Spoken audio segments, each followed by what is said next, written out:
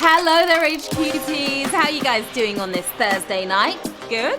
Well, that's awesome. Me too. And we have quite the thrill ride in store for you this evening. Oh, yeah, we do. It may scare the pants off you, though. So make sure you've got your underwear on. Don't want to frighten anyone else. Now, we are celebrating the king tonight, the only king that counts, the man himself. And, of course, It. Chapter 2 is out in theatres tomorrow. All the more reason to strive for a big win tonight so you can take those earnings and strike fear into your hearts this weekend. Here's Sharon! You're Carrie White with the quizzing insight. And this is HQ Trivia, where if you play like a king, you are sure to win. At least something. Welcome everyone to Stephen King Trivia Night. All Stephen King from beginning to end. Are you ready to shine over your knowledge of The Shining? Will you get carried away in a killer fashion like Carrie? Will you knock 'em dead like the Tommy Knockers? We are about to find out. This is season 5, so you want to stay alive, and there's lots of ways to do that. Level up for our season finale. It's happening this Sunday, and it is going to be big, it's going to be bad, it's going to be bold as well, with tons of chances to win and mucho cash to be won.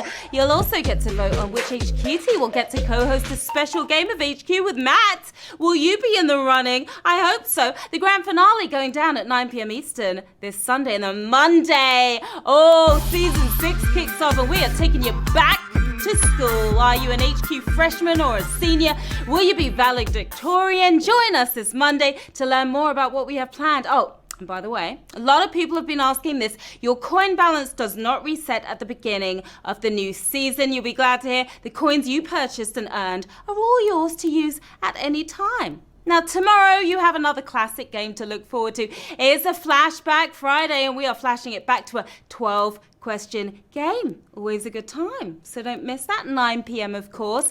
Now, tonight our full game is our Stephen King theme. So I hope you're a true fan or a great guesser. It's a 15-question game, but you can start winning real cash at Q 12, 13, 14, and lastly at 15, all right? Hopefully you'll win a lot. Try to avoid Salem's Lot, though. And we have a total of $5,000 up for grabs. The further you play, the more we pay.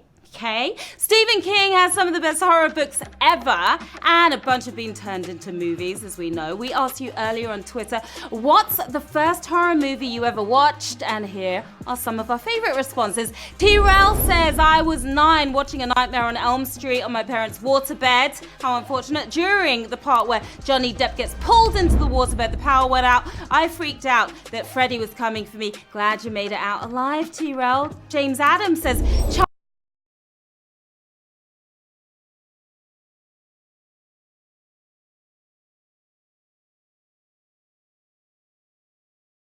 James, I'm not so sure about that. Liz's horror film was Cujo, a good gory one right there. She says, my cousin terrified me for months with barking sounds. Should have paid her back with a chainsaw sound, Liz. That's how you do it. Roxy tweets, Leprechaun at 4. My sweet, loving older brother made me watch by prying my eyes open.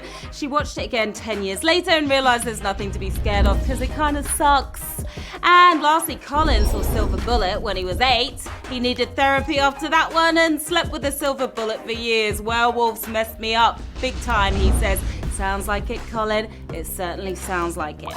Now, when it comes to Stephen King films, which is your favorite? That's what I want to know right now. The Shining, Carrie, or Misery? Your favorite Stephen King movie? You know, I've got to go with The Shining. Let's see if we see eye to eye here. Misery was too miserable for me.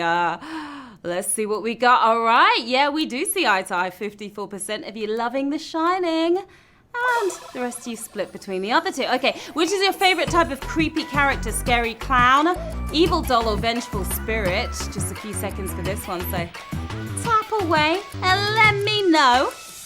Favorite creepy character? I like the scary clowns myself.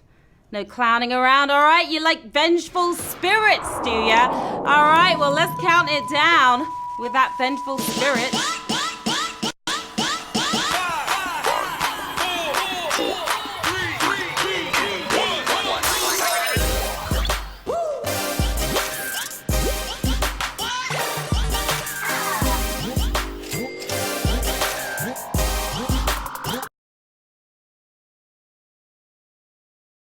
It's about that time. It's time to get to the quizzing. Here we go with Q1. Stephen King is primarily known for writing in what genre?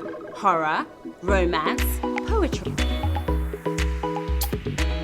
We're in the wrong game right now. Plus, I just talked about it a lot.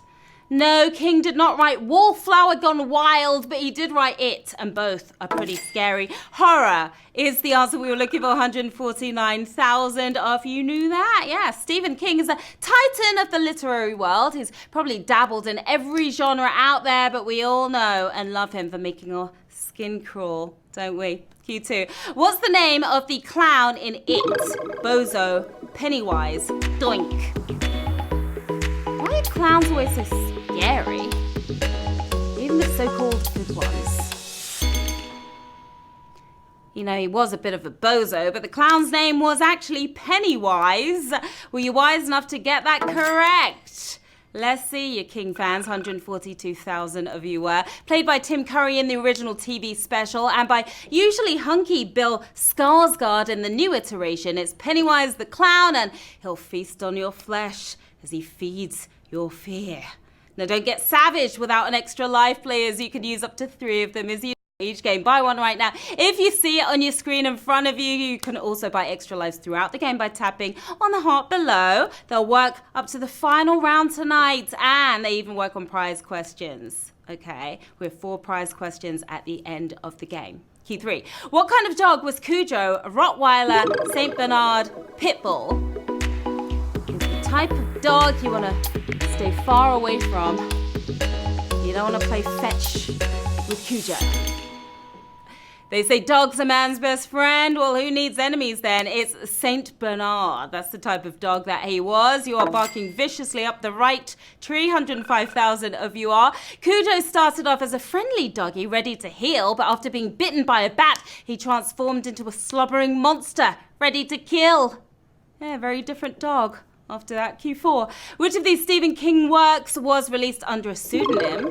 Christine, Salem's Lot, The Running Man. These authors love their pseudonyms, don't they? Which one was it though? What feels good to ya?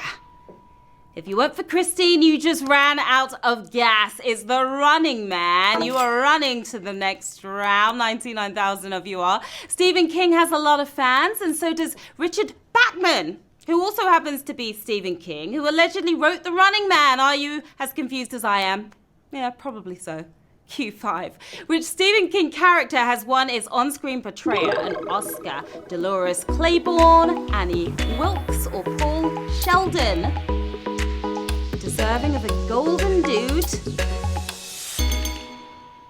Kathy Bates played 2 of these roles, but only one won her an Oscar, causing misery if you didn't pick it here. Annie Wilkes is what we are after, and I'm going to go with a savage. Yeah, like 60,000, almost 70,000 of you. 46,000 if you're feeling pretty happy. Use those extra lives, players, if you don't have them. Tap that little heart, okay? But yikes, who could forget Annie, the way that she went at James Caan's ankles with a sledgehammer, an award-winning smash session if ever I saw one. Now, if you've answered every question correctly so far, you've already got a ton of points in tonight's game. Want to make that even more points? Of course you do. Add a 10 times point multiplier. Point multipliers count towards points that you just earned and the points that you're about to earn as well. All right. We're here at Q6. Stephen King reportedly didn't like which film adaptation of his book? The Shining, The Green Mile, The Shawshank Redemption. But why? They're all great. Which one didn't he like? We all loved it, but apparently Stephen had a contrasting opinion here. Here's Johnny.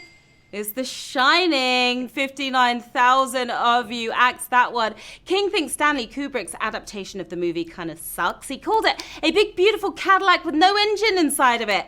But wait, wasn't that Christine? Maybe not. Q7. Which of these Stephen King characters is not also a notable character in the Dark Tower series? Danny Torrance, Ted Brautigan, or Father Callahan? Idris in the Dark Tower a couple of years ago when that came out. If you work for Father Callahan, I pray you have an extra life, because it is Danny Torrance, the little boy from The Shining. Remember, 43,000 of you do remember. King has quite a universe full of characters, right? So who could blame him for double dipping once in a while? Torrance can be found again in the upcoming movie sequel to The Shining, which I think is coming out in November. Q8. Which novel was partially rescued by Stephen King's wife fishing pages out of the trash? Salem's Lot, Dolores Claiborne, or Carrie? Hopefully they didn't have curry or something messy for dinner that night. Yeah, thank God it wasn't garbage pickup day. It's Carrie. You are carrying on right now, getting carried away there, 44,000 of you. Carrie was King's first published novel. He thought his writing was trash, so he threw it in the trash. His wife had her wits about her, though, and shoveled through all kinds of gunk to get it out again. Q9, Stephen King's directorial debut featured a soundtrack by the band behind what hit Smoke on the Water, Detroit Rock City, Thunderstruck. Yeah, he directed a movie. This was King's only stab at directing, and it didn't go so well as Thunderstruck. You are thundering forward right now. 20,000 of you are. That was a brutal question. I'm going to go with brutal there. The movie was Maximum Overdrive, if you remember that. It wasn't a hit critically or at the box office, but it did almost take home a golden raspberry. The upside, AC/DC, was on the soundtrack. Q10. What role did Stephen King cameo as in the original Pet Sematary movie? Gravedigger, minister, bus driver. You never know where King's gonna pop up in his movies. It's actually the first King novel I ever read. I was 12 and I was traumatized evermore. Minister. He played a minister. You nailed that, 13,000 if you did. Stephen's books have been made into tons of movies, so he's had tons of cameos, right? And he opted to be a minister in Pet Sematary. And now, may the Lord bless you and keep you. Well, no wonder you need to do a lot of praying to escape those zombies. Moving on to Q11, which Stephen King work is widely considered a prequel to his Dark Tower series, Crouch End, The Eyes of the Dragon, The Woman in the Room. All right, let's shed some light on this one. You know, Crouch End will end you, so I hope you went for the one with the hot breath. The Eyes of the Dragon. Your eyes are on the prize, 12,000 of you. Many of King's stories are connected in his multiverse. Eyes of the Dragon, set in Delane, is a great lead-in to the Dark Tower, since it's all in-world, which leads us to our first prize question. Now, our final 4 questions, in fact, are all prize questions. That means 4 chances to win, 4 chances to snag a bag of cash. If you get this next one right, you will have a choice to make. Either take the money and run or stick around for the next one and see how you do. Here we go. Good luck. Let's go. Q12. What were the child actors actually scared of in the filming of the shots?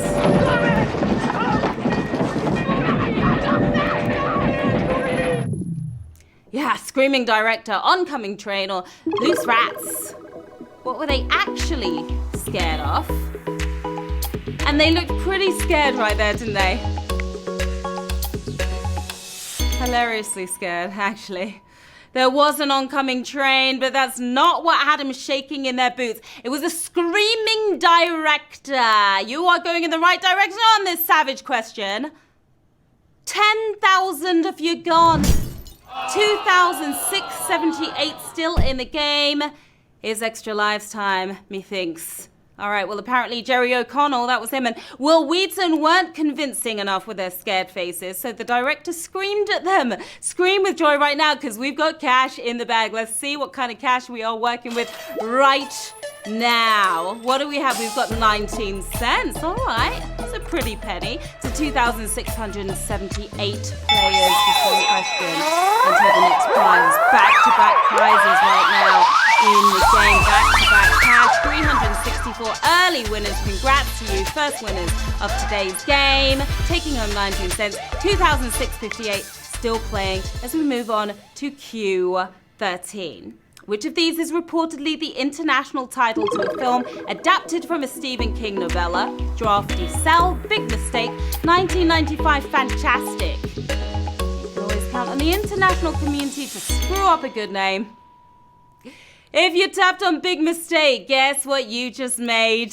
Yeah, it's 1995. Fantastic. Another savage. Triple the savage. It's triple the savage in tonight's game. 459 of you. Pretty fantastic right now. Yeah, you are. 1995 fantastic was what Taiwan called the Shawshank Redemption. We may be sure about the shank, but we are not at all sure about that name. Truly baffling, as many of you found out there. I am sending cash your way for show. What do we have in the bank right now? 459 players. We've got $2.18. That's what we've got on this Thursday night. Want to take it? I want to move on to the next prize question. Again, it's back-to-back prizes in tonight's game. 233 early winners taking that $2.18, and they're running with it. 281 still in the game. Let's go with another prize question, Q14. Which of these Stephen King short stories has not been adapted into any kind of film? Slade, I Am the Doorway, The Ledge. Can't say I've heard of any of these, to be honest. You true King fans probably have. It's not a film yet, but I'm sure it's coming. You Slade, and so does this book. Slade is the answer. My favorite word to say, 221 of you Slade right there. King wrote Slade when he was a student. He hates it now and won't even let it be reprinted, let alone adapted. Maybe it's not coming soon after all. But this is cash cha-ching for 221 players. But what sort of money do we have in the bag right now? We've got $6.79. 221 players dangling that carrot. Yeah, we are. One question until the next prize. Okay, 15 chose to take the $6.79. 206 still in the game. And you know what? It's time to head into the final round. 206 players still in the game right now. There's going to be big cash up for grabs on this next one. If you get it correct, good luck to each and every one of you. 206 is Q15. Stephen King's longest standalone novel is allegedly named for a lyric by what artist? Elton John, Bruce Springsteen, the Rolling Stones. The big one right here on the triple savage game. Will it be quadruple? If you opted for Elton John, I guess that's why they call it the blues. Tonight, all is silence in the world as we take our stand down in Jungle Land. Those were the lyrics that inspired the title of King's novel, The Stand. It's the boss, it's Bruce Springsteen for the win. Tonight, we have 64 winners. You smashed it.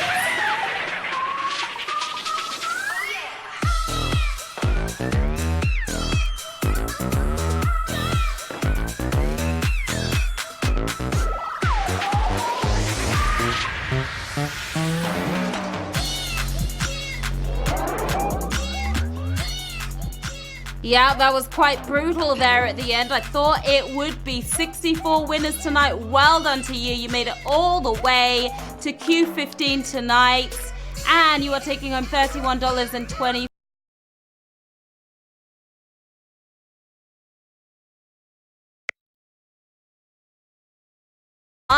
Oh, look at that little cat with the big nose and big eyes. What's going on there? Little ears as well. That's Kuvambans. Well done to you, and Smith 2029 as well. Awesome job. 64 winners, lots of early winners in the game as well. Making me proud. As always, a truly King-tastic game, everyone. It wasn't as horrifying as you thought, right? You came, you played, you slayed. I'm Sharon Carpenter. You can hit me on the socials right here, Twitter and IG. Hope to see you there. Stop by, say hi. Don't be shy, okay? The fun, of course, is not over yet, people. We've got HQ Words for you coming up next, happening at 9:30 p.m., so keep your phones close. I will be back this weekend, and remember, all work and no play makes Sharon a dull girl.